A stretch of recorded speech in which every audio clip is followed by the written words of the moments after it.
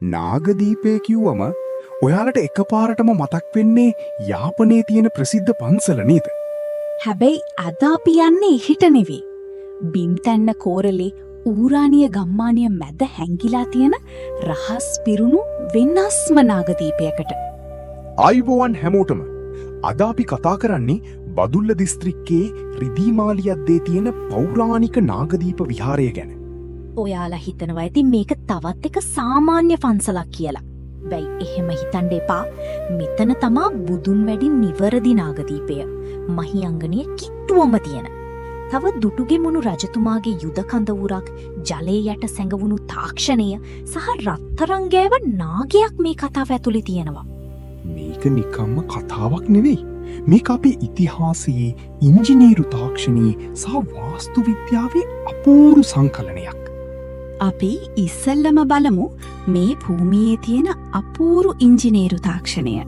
1968 අවුරුද්දේදී මෙතන නාගදීප වැව නිර්මාණය කළා. ඔයාලා දන්නවද ඒකේ ප්‍රතිඵලය?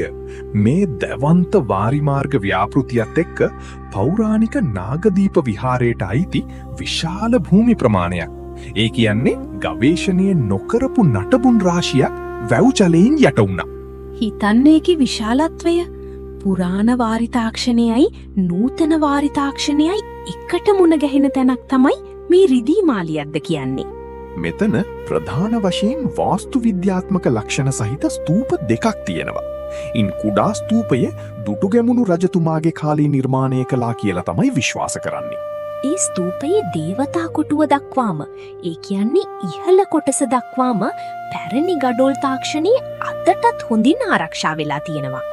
අනෙක් ස්තූපය නම් අදටත් දකින්න තියෙන්නේ කැලේවෙන් වැහිලා ගිය විශාල පස්කන්දක් විදිහට. මේක මහා පුරාවිද්‍යාත්මක රහසක්. ඒ කන්ද මුදුනේ පැරණි පිළිම ගියක නටබුන් අදටත් දකින්න පුළුවන්. ඒ විතරක් නෙවෙයි කවින්දු.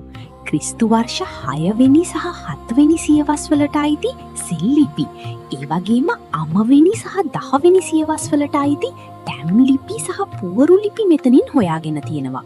පැරණි සිංහල ගල්වඩුවන්ගේ තාක්ෂණය මේවායින් මනාව පැහැදිලි වෙනවා. කතාව ඔතනින් ඉවර නෑ.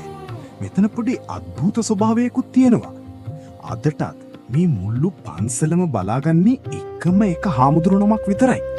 ඕ ගම්මුන්ගේ ජනප්‍රවාදවලට අනුව මෙතන අදෘශ්‍යමාන බලවේග ගැවසෙනවා.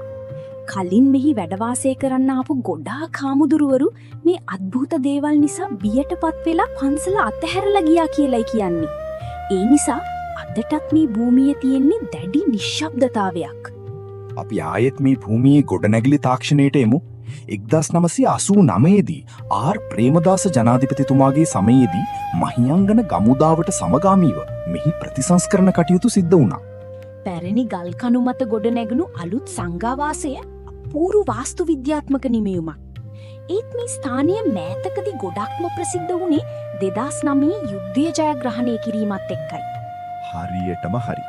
මහින්ද රාජපක්ෂ මහතා 2007 දී යුද්ධය දිනන්න මේ පන්සලට ඇවිත් බාරයක් වුණා. යුද්ධය දින්නට පස්සේ අඩි 1.5ක් උස රිදියෙන් නිමවලා රත්තරන් ආලේප කරපු අපූරු නාග පිළිමයක් මේ පන්සලට පූජා කළා. මුලින් මේක හංගලා තිබ්බත් පස්සේ ජ්‍යොතිෂෝපදේශ මත වීදුරු කුටියක් හදලා ස්තූපයට නැගෙනහිරින් මේක ප්‍රදර්ශනයට තිබ්බා. බලන්නේ නූතන ඉදිකිරීම සහ පුරාණ ස්තූපය අතර තියෙන වෙනස. හැබැයි කනගාටුවට කරුණක් තමයි 2015 පෙබරවාරි මාසේ මේ වටිනා නාග පිළිමය පන්සලෙන් සොරකම් කළා. අද වෙද්දී පුරාවිද්‍යා දෙපාර්තමේන්තුව විසින් මේ රිදීමාලියද්ද නාගදීප විහාරය ආරක්ෂිත ස්මාරකයක් විදිහට නම් කරලා තියෙනවා. ඔයාලා අහලා තියෙන ඉතිහාසයට වඩා කොච්චර දේවල් මේ ලංකාවේ හැංගිලා තියෙනවද කියලා දැන් ඔයාලට තේරෙනවා ඇති නේද? ගඩොල් බැඳපු පැරණි ස්තූප, දිය යට සැඟවුණු නටබුන්, ගල් කණු මත ඉදිවුණු කුටි, මේවා අපේ අභිමානය. ඕ ඊළඟ වතාවේ බදුල්ල මහියංගන පැත්තේ ගියොත් මේ නිහඬ අද්භූත ඒ වගේම අපූරු තාක්ෂණයක් හැංගිලා තියෙන රිදීමාලියද්දේ නාගදීපයට යන්න අමතක කරන්න එපා. අපේ ඉතිහාසය කියන්නේ පොත්වල තියෙන අකුරු නෙවෙයි. ඒක මේ වගේ කැලෑ මැද හුස්ම ගන්නවා.